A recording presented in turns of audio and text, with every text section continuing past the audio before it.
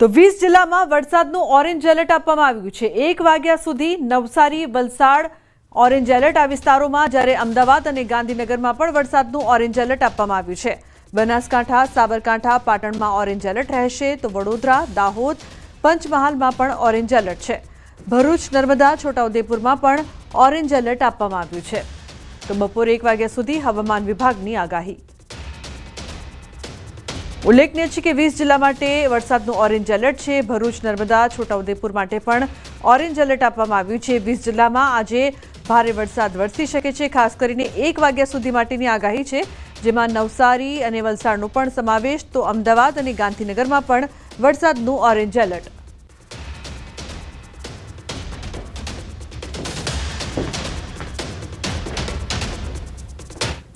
તો ચોમાસું કેવું રહેશે આ સવાલના જવાબ પર અલગ અલગ પદ્ધતિઓથી વર્તારો થતો રહે છે।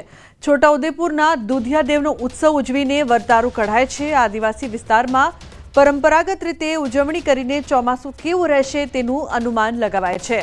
આ પરંપરા મુજબ સિઝનનો વરસાદ વરસી ગયા બાદ વાવણી કરેલો પાક ઉગી નીકળ્યા બાદ ગામ લોકો ભેગા મળી દુધિયાદેવની ઉજવણી કરતા હોય છે।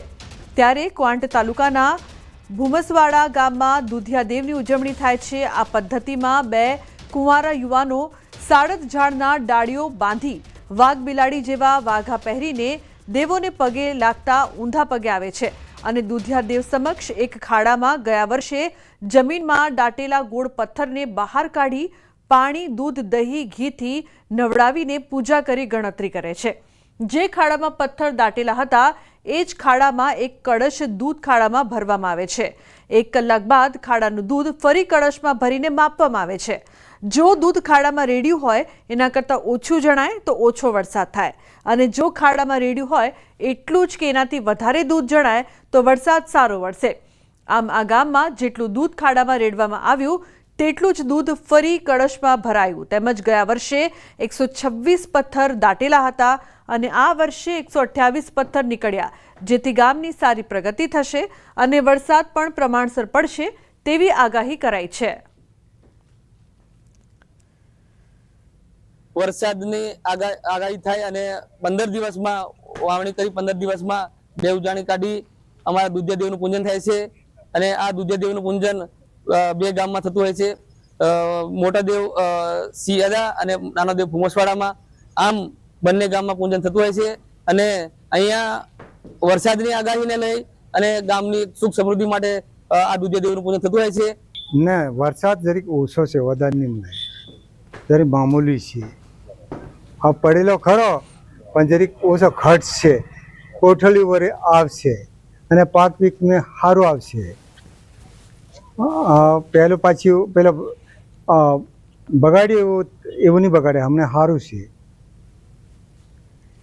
તો ભૂમસવાડા ગામમાં દુધિયાદેવની પૂજા વિધિની ઉજવણી બાદ જ ખેતરોમાં ઉગી નીકળેલા નક્કામાં ઘાસનું નિંદામણ કરવાની પરંપરા જોડાયેલી પણ જોવા મળી રહી છે। તો દુધિયાદેવની ઉજવણી સાથે એ પણ માન્યતા જોડાયેલી છે।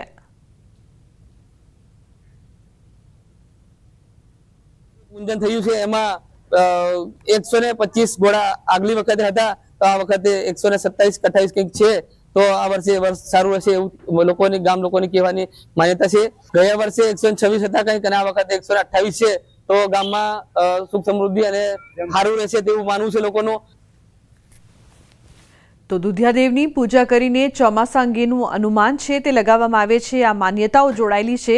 આ પરંપરા અનુસાર દર વર્ષે ચોમાસું કેવું રહેશે તેને લઈને પણ કહી શકાય કે આ માન્યતા પ્રમાણેની આગાહી કરવામાં આવે છે, વર્તારો કાઢવામાં આવે છે। દૂધ રેડીને અને પથ્થરોને દાટીને આ વર્તારો છે જે કાઢવામાં આવે છે। આદિવાસી વિસ્તારમાં વર્તારો કઢાવવાની પદ્ધતિ છે, જેના આધારે આ વખતનું આ વર્ષનું ચોમાસું કેવું રહેશે તેનું અનુમાન લગાવવામાં આવે છે, જેને લઈને ગામની સુખાકારી અને સમૃદ્ધિ માટે પણ વર્તારો છે તે કાઢવામાં આવે છે।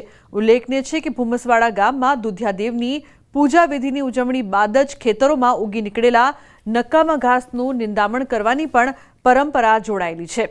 તો આ પરંપરા અનુસાર આ વખતે પણ વર્તારો કાઢવામાં આવ્યો છે। તો દુધિયાદેવની ઉજવણી સાથે એ પણ માન્યતા જોડાયેલી છે કે આ વર્ષે વરસાદ કેવો રહેશે, વરસાદ વધુ રહેશે કે પછી ઓછો રહેશે, સાથે જ ગામની સુખ સમૃદ્ધિ અને વિકાસને લઈને પણ આ વર્તારો છે તે કાઢવામાં આવે છે. પથ્થરોને દાટવામાં આવે છે, ફરી આવતા વર્ષે તે પથ્થર કાઢવામાં આવે છે, દૂધ રેડીને આ પથ્થરોને કાઢવામાં આવે છે અને કળશમાં એ દૂધ રેડવામાં આવે છે. આ પ્રકારની જે પદ્ધતિ છે વર્તારો કાઢવાની, તેના આધારે દુધિયાદેવની પૂજા કરીને આ વર્ષના ચોમાસા અંગેનું અનુમાન છે તે લગાવવામાં આવે છે. તેની સાથે સાથે ગામનો આ વર્ષ કેવું રહેશે, સુખાકારી અને સમૃદ્ધિને લઈને આ વર્ષમાં કેવો વર્તારો નીકળશે તે પણ પદ્ધતિ અને માન્યતા અનુસાર જાણવામાં આવે છે. તો આપણી સાથે અંબાલાલ પટેલ લાઈવ જોડાયા છે, તેમની સાથે વાત કરીએ. આ વખતે વરસાદ કેવો રહેશે તેને લઈને ચર્ચા કરીએ. અંબાલાલજી, જે પ્રકારથી આ વખતે વરસાદને લઈને, નમસ્કાર, જે આગાહી છે કેવો રહેશે આ વખતે વરસાદ, શું ભારે વરસાદની શક્યતા છે ખરી આ વખતે?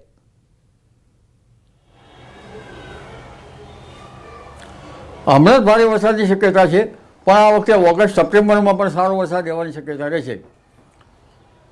હમણાં જોવા જઈએ તો 20મી જુલાઈથી સૂર્ય પુષ્ય નક્ષત્રમાં આવેલ છે. આ નક્ષત્રનું પાણી સારું હોય છે અને પુષ્ય નક્ષત્રમાં હજુ પણ તારીખ 21, 22, 23માં ઘણા ભાગોમાં વરસાદ થશે, કેટલાક ભાગમાં ભારે વરસાદ થવાની શક્યતા રહેશે. પરંતુ દક્ષિણ ચીનમાં જે ટાઇફૂન બનેલું હતું તેના અવશેષો બંગાળના ઉપસાગરમાં આવતા બંગાળનો ઉપસાગર વધુ સક્રિય થશે અને તેમાં ડીપ ડિપ્રેશન કે લો પ્રેશર બનવાની શક્યતા રહેશે, જેનો માર્ગ પણ છત્તીસગઢના માર્ગમાં થઈને પૂર્વીય મધ્યપ્રદેશના ભાગમાં આવશે. ત્યારબાદ લગભગ પૂર્વીય ગુજરાતના ભાગોમાં આવશે. પૂર્વીય ગુજરાતના ભાગોમાં ભારેથી અતિભારે વરસાદ થવાની શક્યતા રહેશે. ધીરે ધીરે ઉત્તર પશ્ચિમ ભારતમાં આવતા ગુજરાતના ઘણા ભાગોમાં ભારેથી અતિભારે વરસાદ થવાની શક્યતા રહેશે. દક્ષિણ સૌરાષ્ટ્રના ભાગોમાં ભારેથી અતિભારે વરસાદ થવાની શક્યતા રહેશે. દક્ષિણ ગુજરાતના ભાગોમાં ભારેથી અતિભારે વરસાદ થવાની શક્યતા રહેશે. આ ઉપરાંત મધ્ય ગુજરાતના ભાગોમાં ભારેથી અતિભારે વરસાદ થવાની શક્યતા રહેશે. અમદાવાદ, ગાંધીનગરમાં પણ ધોધમાર વરસાદ પડવાની શક્યતા રહેશે. આ ઉપરાંત પંચમહાલના ભાગોમાં ભારેથી અતિભારે વરસાદ થવાની શક્યતા રહેશે. જોકે કેટલાક ભાગમાં ભારેથી અતિભારે વરસાદ થવાની શક્યતા કરી શકાય. અને અરવલ્લીના ભાગોમાં પણ ભારેથી અતિભારે વરસાદ થવાની શક્યતા રહેશે. પાટણ સમીર હારીજના ભાગોમાં કેટલાક ભાગમાં ભારે વરસાદ થવાની શક્યતા રહેશે. કચ્છના કેટલાક ભાગોમાં ભારે વરસાદ થવાની શક્યતા રહેશે. બનાસકાંઠાના કેટલાક ભાગમાં ભારેથી અતિભારે વરસાદ થવાની શક્યતા રહેશે અને અરવલ્લીના કેટલાક ભાગમાં ભારેથી અતિભારે વરસાદ થવાની શક્યતા રહેશે. આ બીજું વહન જબરું છે અને નદીઓમાં પૂર પણ આવવાની શક્યતા રહેશે. નર્મદાના સ્રાવ વિસ્તારમાં ભારે વરસાદ થતાં લગભગ નર્મદા નદીના બંધની ઊંચાઈ વધી શકે છે. નર્મદા નદી બે કાંઠે થવાની શક્યતા રહેશે. સાબરમતી નદીમાં પાણીનો આવરો હોવાની શક્યતા રહેશે. આ ઉપરાંત લગભગ તાપી નદીનું જળસ્તર વધી શકે છે. પણ ઉલ્લેખનીય છે કે તારીખ 28 જુલાઈ પછી વિન્ડ ગત જબરજસ્ત રહેશે. પવનનો સપાટો વધારે રહેશે. પવનનો સપાટો કોઈ ભાગમાં તો 50 કિલોમીટર અને ક્યાંક 60 કિલોમીટરનો પણ પર અવર થઈ શકે છે. કચ્છના ભાગમાં પવનનો સપાટો વધારે છે. ઉત્તર ગુજરાતના ભાગમાં પવનનો સપાટો વધારે છે. એટલે પવનના સપાટાથી જનધને કાળજી રાખવી ઈષ્ટ રહેશે. અને ત્યારબાદ બીજી એક લો પ્રેશર સિસ્ટમ 4 થી 8 ઓગસ્ટમાં બનવાની શક્યતા છે. એ ઓગસ્ટ માસમાં પણ આ સિસ્ટમ ગુજરાતમાં આવતા દક્ષિણ ગુજરાતમાં તારીખ 6 થી 10માં સારો વરસાદ થવાની શક્યતા છે. ગુજરાતના અન્ય ભાગોમાં સારો વરસાદ થવાની શક્યતા રહે છે. આ વરસાદ મોટા ફોરાનો છે. જોકે બીજી ઓગસ્ટ પછીનું વરસાદી પાણી કૃષિ પાકો માટે સારું ગણાતું નથી, એટલે વરાપ થઈ કૃષિ કાર્યો કરવા સારા રહે. અને ઓગસ્ટમાં પણ સારો વરસાદ થવાની શક્યતા રહે છે. સપ્ટેમ્બરમાં પણ સારો વરસાદ થવાની શક્યતા રહે છે અને વરસાદ છેક ઓક્ટોબર સુધી ચાલવાની શક્યતા રહે છે. જી બિલકુલ, આ તો આપણે જે વાત કરી સમયગાળાની કે જુલાઈના અંત સુધીમાં પણ સારો વરસાદ રહેવાનો છે ને ઓગસ્ટમાં પણ સારો વરસાદ રહેવાનો છે. સમગ્ર ચોમાસાના સમયગાળાની જો અંબાલાલજી વાત કરીએ, આ વખતે કેટલો સમયગાળો રહેશે ને ક્યાં સુધી આ ચોમાસાનું કહી શકાય કે ભારે વરસાદ છે તેનો માહોલ આપણને જોવા મળશે સિસ્ટમને લઈને પણ?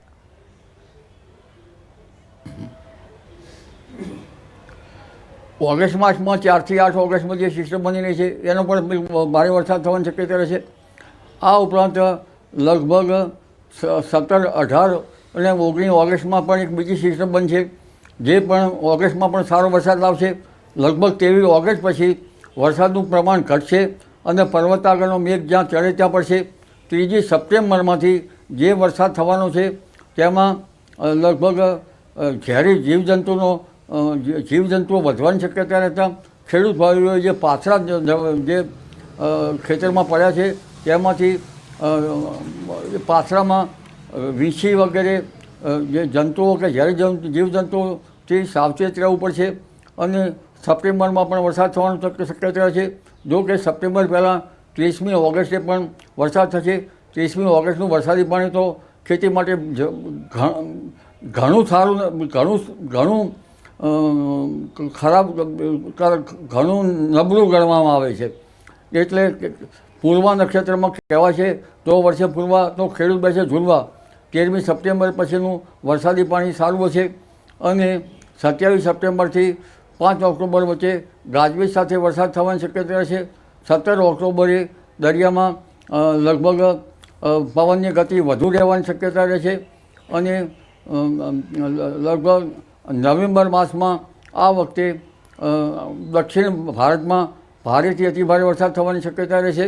એટલે ધીરે ધીરે આ વરસાદ જે છે ઓક્ટોબર સુધી તો રહેશે, પણ નવેમ્બર માસમાં પણ લગભગ પાછા ફરતા મોસમી પવનો દક્ષિણમાં સપાટો લગાવી શકે છે. જી બિલકુલ અંબાલાલજી, જે પ્રકારથી આ વખતના ચોમાસાની જે સમયગાળાની અવધિ આપે જણાવી તે દર વખત કરતાં ખાસી લાંબી જોવા મળી રહી છે.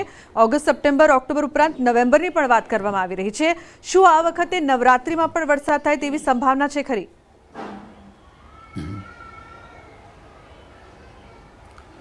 નવેમ્બરમાં ભિન્ન ભાગોમાં વરસાદ થવાની શક્યતા રહે છે, કારણ કે જ્યાં વરસાદ ચડે ત્યાં પડવાની શક્યતા રહે છે. એટલે નવરાત્રિમાં પણ કોઈ ભાગમાં વરસાદ થવાની શક્યતા રહે છે. જી બિલકુલ, આ વખતના ચોમાસાની જો વાત કરવામાં આવે તો ખેડૂતોને લઈને શું સૂચન છે? ખેડૂતો માટે આ વર્ષનું ચોમાસું કેવું રહેશે? કારણ કે હવે ભારે વરસાદની પણ શક્યતાની જે પ્રકારથી વાત કરવામાં આવી છે.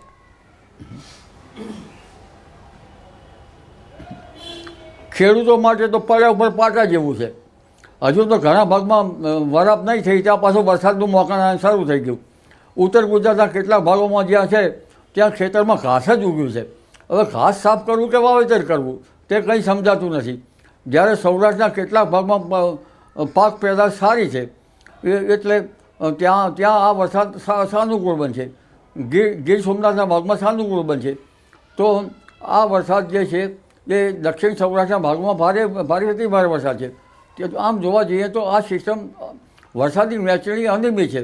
ઘણી વખત સુરત, નવસારીમાં ભારે વરસાદ થવો જોઈએ, એના બદલે સૌરાષ્ટ્રના ઘણા ભાગમાં ભારે વરસાદ થયો છે. એટલે હવે જે વરસાદ થશે એ દક્ષિણ ગુજરાતના ભાગોમાં ભારે વરસાદ થવાની શક્યતા રહેશે.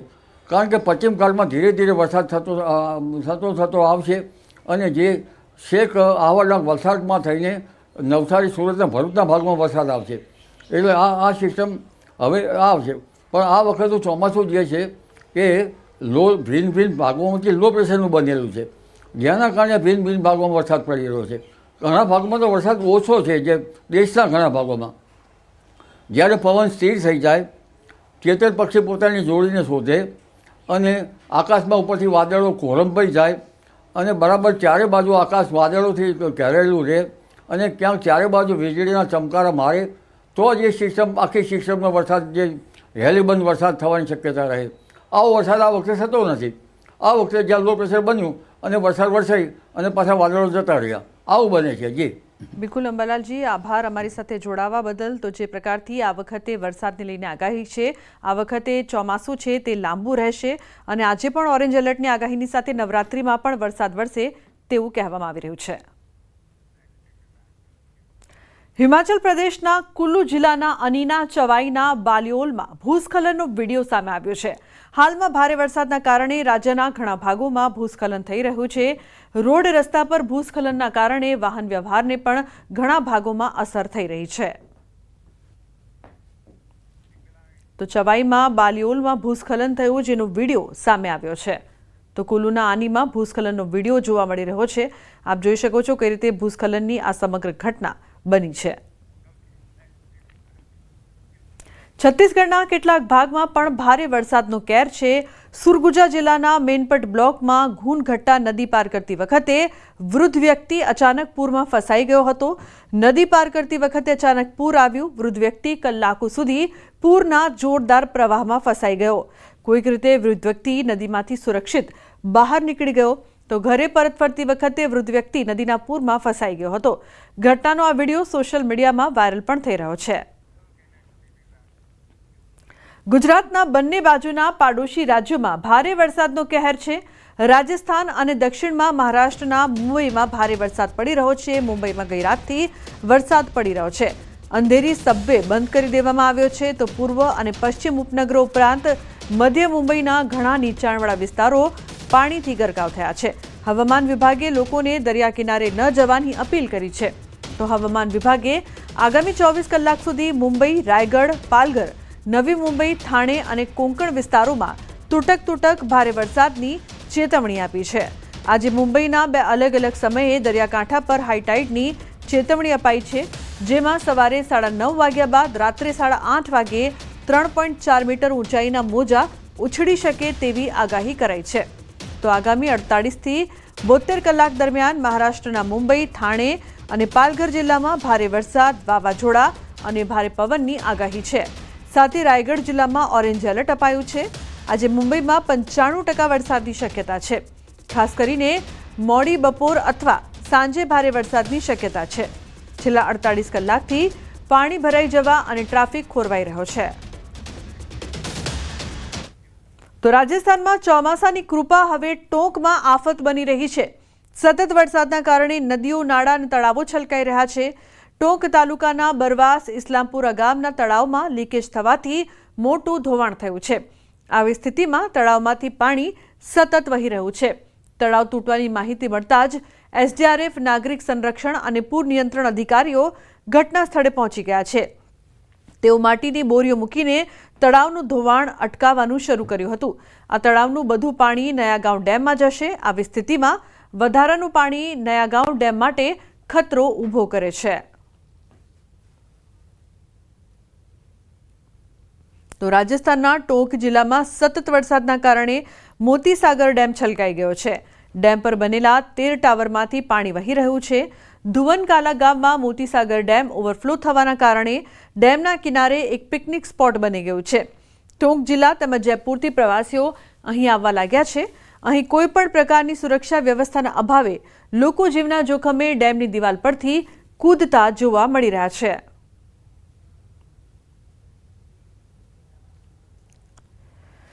તો રાજસ્થાનના બુંદી જિલ્લામાં નદીના પાણીમાં ફસાયેલા પશુઓને ગાય રક્ષકોએ બચાવ્યા। તેમને બચાવવા માટે પોતાનો જીવ જોખમમાં મૂક્યો। બુંદી જિલ્લાના તાલેડા વિસ્તારમાં ભારે વરસાદના કારણે ગૌવંશ નદીના પાણીમાં ફસાઈ ગયા।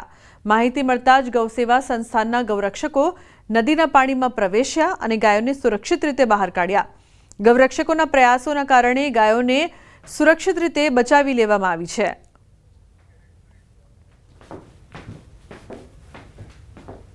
સમાચારનો પ્રવાહ યથાવત રહેશે। હાલ રોકાઈશું એક બ્રેક માટે। આપ જોતા રહો ન્યૂઝ 18 ગુજરાતી।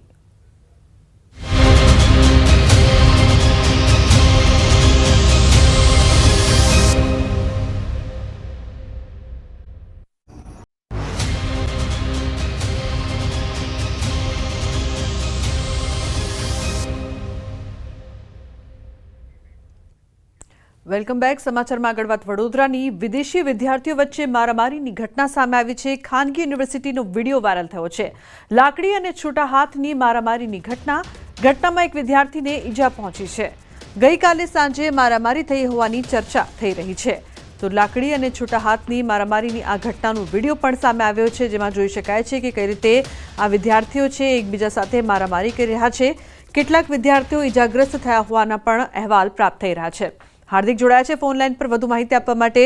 હાર્દિક, વિદેશી વિદ્યાર્થીઓ વચ્ચે મારામારી થઈ હોવાની ચર્ચા, શું છે સમગ્ર મામલો? બિલકુલ જો આ મારામારીની ઘટનાની વાત કરીએ તો કયા કારણોસર વિદ્યાર્થીઓના જૂથ બાકડ્યા હતા તે ચોક્કસ માહિતી હજી સુધી મળી નથી। કારણ કે પોલીસ ચોપડે હજી ફરિયાદ નોંધાઈ નથી અને પોલીસ દ્વારા આ ફરિયાદ નોંધવાની તજવીજ જે છે તે હાથ ધરવામાં આવી છે। પરંતુ આ દ્રશ્યો જોઈ શકાય છે કે વિદેશી વિદ્યાર્થીઓ છે અને સામાન્ય રીતે જ્યારે આ યુનિવર્સિટીમાં વિદેશી વિદ્યાર્થીઓ વચ્ચે મારામારી થતી હોય ત્યારે તે વર્ચસ્વની લડાઈ હોવાનું જ કારણ સામે આવતું હોય છે। ત્યારે ગઈકાલે સાંજે જે મારામારી થઈ તેમાં પહેલા સામાન્ય તકરાર થઈ, બોલાચાલી થઈ અને ત્યારબાદ આ બોલાચાલી જે છે તે મારામારીમાં પ્રવૃત્તિ પોલીસની ગાડી ઘટના સ્થળે પહોંચી હતી, પરંતુ કોઈ ફરિયાદ ન આપી હોવાથી પોલીસે ફરિયાદ દાખલ કરી નથી। પરંતુ કયા કારણોસર મારામારી થઈ તે દિશામાં પોલીસ જે છે તે કાયદા અને તકેદારીના ભાગરૂપે અત્યારે તપાસ કરી રહી છે। બિલકુલ, આભાર સમગ્ર માહિતી બદલ। તો બીજી તરફ રાજકોટના કાલાવાડ રોડ પર મારામારીની ઘટના સામે આવી છે। પ્રેમ મંદિર નજીક હોકર્સ ઝોનમાં માથાકૂટ થઈ હતી. ઘટનાનો વિડીયો છે તે વાયરલ થઈ રહ્યો છે. કેટલાક શખ્સો વચ્ચે છૂટા હાથની મારામારી થઈ હતી. મારામારી થવા પાછળનું કારણ અકબંધ છે. તો સામાજિક તત્વોનો આતંક સતત વધતો જોવા મળી રહ્યો છે. રાજકોટમાં પણ આવી જ એક ઘટના સામે આવી છે, જેમાં છૂટા હાથની મારામારી થતી જોવા મળી હતી. આ ઘટના પાછળનું કારણ શું છે તે હાલ જાણી શકાયું નથી.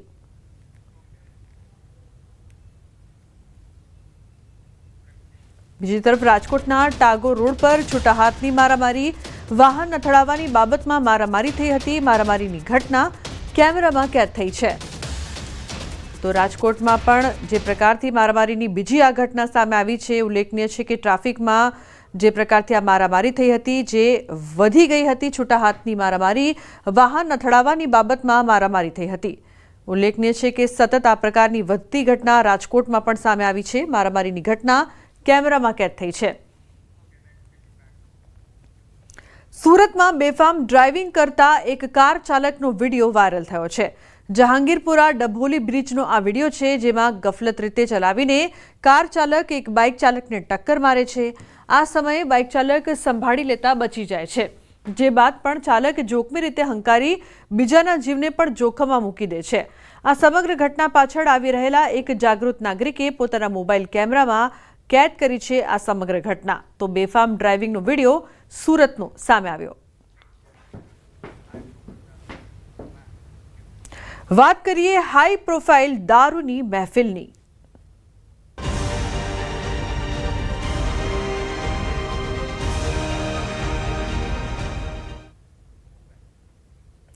અમદાવાદ જિલ્લાના સાણંદમાં હાઈ પ્રોફાઇલ દારૂની મહેફિલ પકડાઈ છે. 13 યુવક 26 યુવતી પીધેલી હાલતમાં પકડાયા.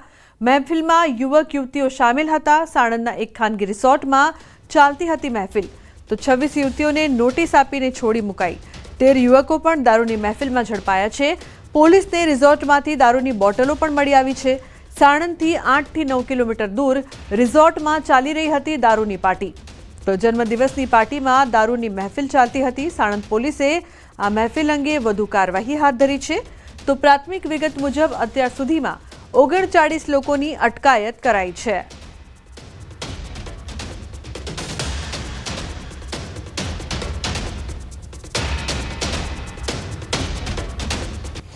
એમાંથી 26 મહિલાઓ છે અને 13 જે છે એ મેલ્સ છે. એ મેલ્સ અત્યારે જે છે અમારા લોકઅપમાં છે અને જે મહિલાઓ છે એને નોટિસને આધારે જો છૂટા કરવામાં આવેલા છે. 20-30 બોટલનો જે જથ્થો હતો એ ક્યાંથી લાવ્યા હતા એની મૂળ સુધી અમે જઈએ. એમાં જે પણ કોઈ બીજા કોઈ પણ સંડોવેલા હોય, એના ત્યાંનો ક્લબનો કોઈ સ્ટાફ પણ સંડોવેલો હોય તો એની પણ જે ડિટેલમાં અમે જઈએ અને જે પણ આ આખા પ્રોસેસમાં જે સંડોવેલા હોય બધાને એને. તો હાઈ પ્રોફાઇલ દારૂની મહેફિલ પકડાઈ છે, જે બાદ અનેક સવાલો.